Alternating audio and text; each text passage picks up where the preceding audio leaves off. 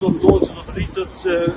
produkti jonë kosovar, do të rritën shërbimet, vlerat, çmimi i tyre dhe do të kurrët prodhimi, do të pije prodhimi dhe do të reduktohen vendet e punës. Kolegët e mi për dhomave të tregtisë industrisë, për Aleancës Kosovare të Biznesit, për klubit të bizneseve,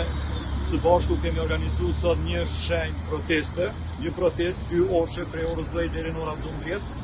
për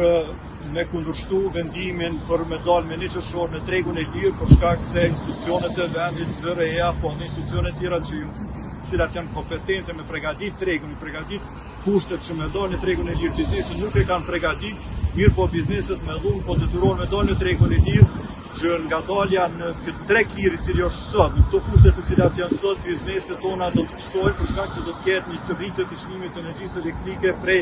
220 deri 270% më shumë. Dhe çka do të ndodhë që do të rritët